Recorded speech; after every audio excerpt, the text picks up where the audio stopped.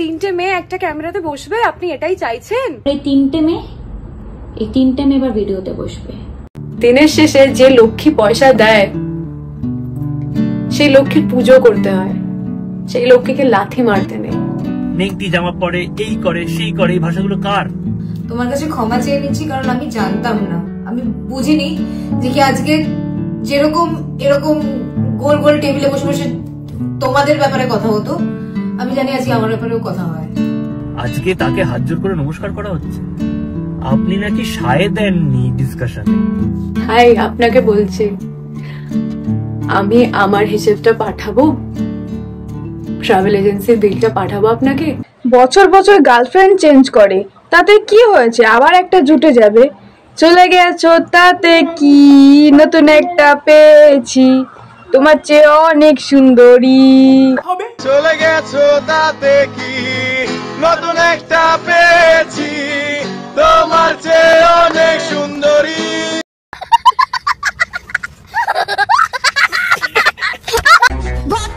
ছেলে দিনের পর দিন ভুল হয়েছে, এই হয়েছে সেই হয়েছে, আমার না সেটা আমার বোঝা উচিত ছিল। একটা মানুষের সাথে সম্পর্কে থাকাকালীন যে তার আগের সম্পর্কের ব্যাপারে খারাপ কথা বলতে পারে, একদিন আমার সাথে তার শেষ হয়ে গেলে সে আমার ব্যাপারে কি সেম কথা বলবে না? সেমও না, তার থেকেও আরো খারাপ কথা বলেছে, বাট তোমাদের সামনে কিন্তু বলেনি।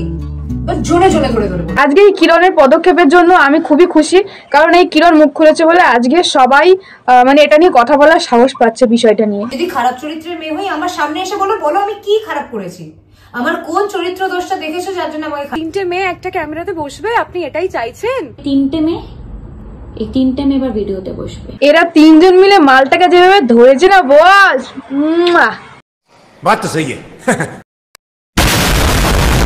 ওই যে কথায় আছে না, চোরের 10 দিন আর গৃহস্থের একদিন, ওই একদিনেই না পুরো 10 দিনের শোধ তুলে নেবে। এমন কেলানো উচিত যে ওই 10 দিনে একদিনের শোধ উঠে যাবে, বুঝলি?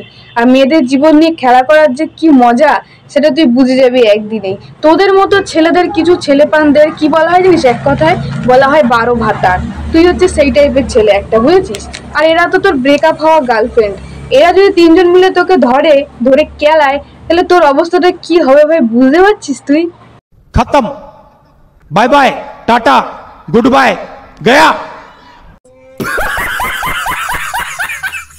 যারা বুঝতে পারছো না যে এটা কোন টপিকে কথা হচ্ছে, তাদের জন্য বলছি, এ হচ্ছে টক্সিক বক্স, যে বছরে বছরে, আরে না জামা কাপড় বাড়ি গাড়ি না, এ হচ্ছে বছর বছর মেয়ে পাল্টায়, মানে গার্লফ্রেন্ড চেঞ্জ করে বছর বছর। এ হচ্ছে গীতাঞ্জলি এক্সপ্রেসের থেকেও তেজ গার্লফ্রেন্ড পাল্টায়। এই 12 ভাতারের প্রথম গার্লফ্রেন্ড হচ্ছে দেবচন্দ্রিমা, তারপরে হচ্ছে প্রিয়াঙ্কা, আর তারপরে হচ্ছে কিরণ। দেবচন্দ্রিমার আগেও কিন্তু আরেকটা এক্স ছিল, খুব। আর কিরণের পরেও আরেকটা বলির পাঠি বানিয়ে নিয়েছে, খুল।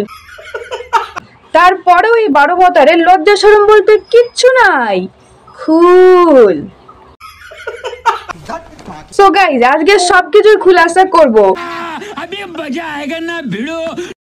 সো গাইজ, দিস ইজ প্রতীক্ষা, আমার চ্যানেলে তোমাদের সবাইকে ওয়েলকাম। আর আজকে কি বিষয় নিয়ে ভিডিওটা বা কাদের নিয়ে ভিডিওটা হতে চলেছে তোমরা নিশ্চয়ই এতক্ষণে বুঝে গেছো। তো আজকে এই 12 ভাতারের মুখোশটা আমি টেনে খুলে দেবো। সো চলো গাইজ, বেশি ভাট না বকে ভিডিওটা শুরু করা যাক, লেটস গো। 3 সুন্দরী দিয়েছে মন, এক যুবকের বাড়লো ধন, প্রেমের নামে সুন্দরীদের মুখ দেখিয়ে ব্লগে করে সে ইনকাম। এই জন্যই বলি, সখী তোরা প্রেম করিও না, পীড়িত ভালা না, সখী তোরা প্রেম করিও না, পীড়িতি কাঠালে রাঠা লাগলে পরে ছাড়ে না, জেনে শুনে করগা পীড়িত রে। এই জন্য বলে জেনে শুনে একটু পীড়িত করা উচিত, না জেনে করলে ভাই এরকমই হবে, টক্সিক। बात तो सही है।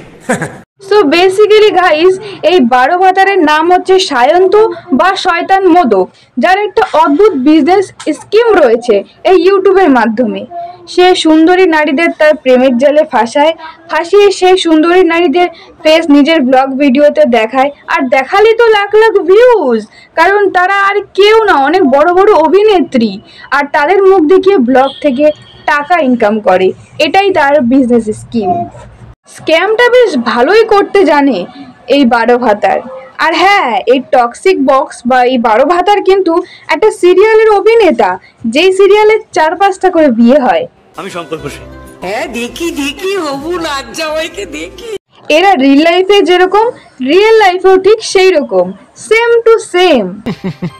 এই 12 ভাতার নাকি ব্লগার, আবার নাকি motivational speaker. Woman, the other name for sacrifice. বিয়ের পর নিজের বাড়ি ছেড়ে একটা অন্যের বাড়িতে এসে অ্যাডজাস্ট করা থেকে শুরু করে সারা লাইফ এইটা প্রমাণ করতে কেটে যায় যে তারাও ছেলেদের সাথে ইকুয়াল। আর সব থেকে বড় কথা, ও একটা চোর। আই মিন মেয়েদের মন চুরি করে। আর সব থেকে বড় কথা হচ্ছে, ওর ওই থোবনা নিয়ে এত সুন্দরী সুন্দরী 3টে মেয়ের ও পটাইলো কি করে ভাই? মানতে হবে বান্দা ট্যালেন্টেড আছে মেয়ে পটানোর দিক থেকে। তাছাড়া দেবচন্দ্রিমার 2.5 লাখ টাকার মাইক, ড্রোন এসব তো সে চুরি করে বসেই আছে। যে টাকাটা দেওয়ার ভয় আপনি পালিয়ে গেছেন আর আমার সাথে কোনো রকম যোগাযোগ করেননি। 2.5 লাখ টাকা, ড্রোন, মাইক ওর বাড়িতে পাঠাবেন না, আপনাকে আমি বিশ্বাস করি না। আরে নর্মাল প্রেমিক হলে বলে যে আমাদের ব্রেকআপ হয়ে গেছে, তোমার জিনিসপত্র তুমি নিয়ে যাও, কিন্তু ভাই এ তো আলাদাই লেভেলের নির্লজ্জ। জিনিসপত্রগুলো প্লিজ আপনি আমার বাড়ি থেকে কোনোভাবে নিয়ে যাওয়ার ব্যবস্থা করুন। আপনি যদি না নিয়ে যান, আমি কোনো একটা অনাথ আশ্রমে দিয়ে দেবো, বাট আমি আপনার কোনো জিনিসপত্র আমার আশেপাশে রাখতে চাই না। কিন্তু সে তো 12 ভাতার, সে কি করে এসব বুঝবে? বাট আমি পাঠাবো না, আমি আমার টাচের কোনো জিনিস পাঠাবো না। লোকের জিনিস টেনে টুনে বলছে আবার আমি দেবো না ফেরত, লজ্জা লাগে না? তোমরা কি ভাবলে এই 12 ভাতার জিনিসপত্র হাতানোর ধান্দা করছে? একদমই না। আমাদের এই 12 ভাতার কিন্তু অনেক ইমোশনাল। সে হচ্ছে দেবচন্দ্রিমার মাইক, তারপরে ড্রোন, এগুলো তার কাছে স্মৃতি হিসেবে রেখেছে। তাই তো সে এখনো প্রিয়াঙ্কার দেওয়া জামা, জ্যাকেট এগুলো পরে ঘুরে বেড়ায়। জামাগুলো মানে জ্যাকেটগুলো পরতে লজ্জা লাগে না? জামাগুলো পরতে লজ্জা লাগে না? তাছাড়াও দেবচন্দ্রিমার দেওয়া টুপিগুলো সে ফেরত দেয়নি, সেই টুপিগুলো পরে সে এখনো বসে আছে। এত খারাপ কথা বলছেন, এত নোংরা নোংরা কথা বলছেন, তারপরে দেখবো আমার টুপিগুলো আপনার মাথায়।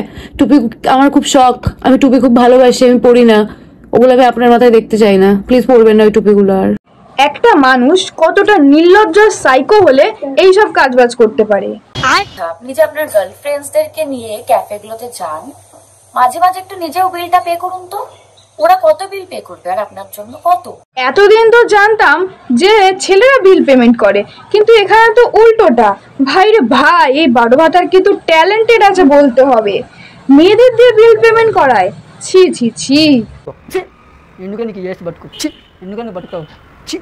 ট্রাভেল এজেন্সির বিলটা পাঠাবো আপনাকে, যে টাকাটা দেওয়ার ভয় আপনি পালিয়ে গেছেন আর আমার সাথে কোনো রকম যোগাযোগ করেননি। 2.5 লাখ টাকা। এই 12 ভাতার আবার ওর সেকেন্ড জিএফ মানে প্রিয়াঙ্কার কাছে এর উল্টো গল্প দিয়েছে।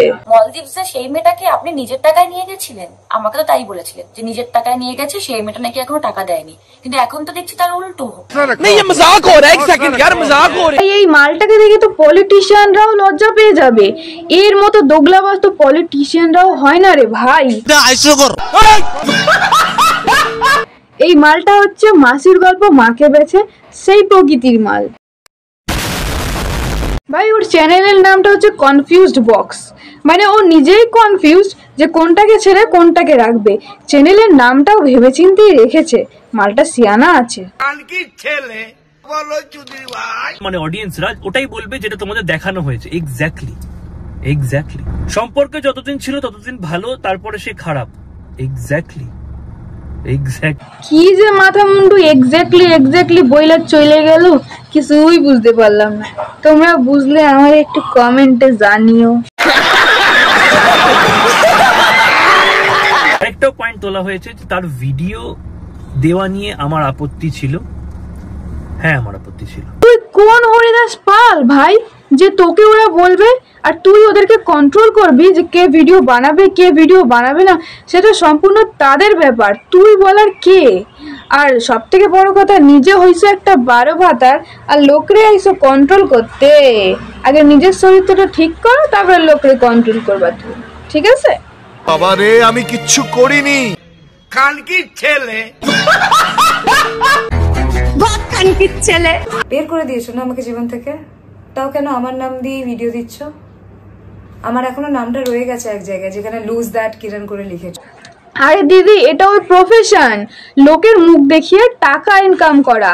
ওর কাছে তো পার্সোনাল কোনো কন্টেন্ট নেই নিজের, তো লোকের যদি সুন্দরী সুন্দরী মেয়েদের মুখ না দেখায় তাহলে তো টাকাটা ইনকাম হবে না। ওর ওই হাতুড়ি মার্কা ব্লগ দেখতে কোনো পাবলিক যাবে না। আর ও হচ্ছে একটা পাক্কা নির্লজ্জ, আর নির্লজ্জদের দুই কানই কাটা থাকে, তারা দুই কান কাটা নিয়ে লোকের মাঝখান থেকে যায়। ও হচ্ছে সেরকম, তার থেকে উপরের লেভেলের।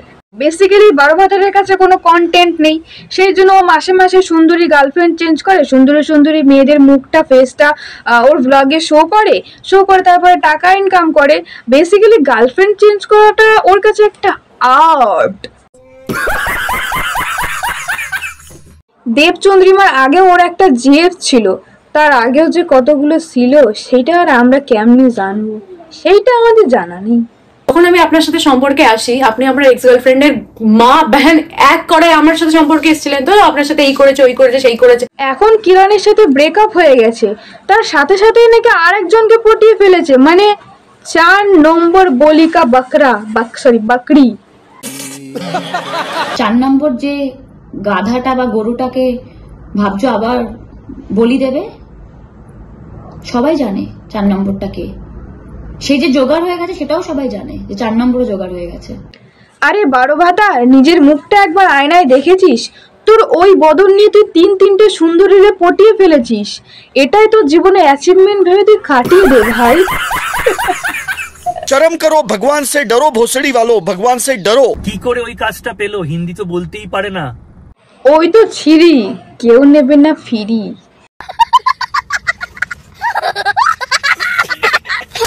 সো গাইস, সব ভিডিও দেখে যেটুকু আমার মনে হলো যে এই 3টে মেয়ে মিলে যদি এই মালটাকে একটু জেলে ঘানি টানাতে পারে তাহলে এর প্রেম কি জিনিস, প্রেম করার রসটা ঘুচে যাবে, আর এ একটু ভদ্র হবে আর উচিত শিক্ষাও পেয়ে যাবে। সো আমার মনে হয় এই 3টে মেয়ে একটা কড়া ডিসিশন নেওয়া উচিত। সো গাইস, চলো ভিডিওটা এইটুকুই আজকের মতো, টাটা, দেখা হচ্ছে আবার নেক্সট ভিডিওতে।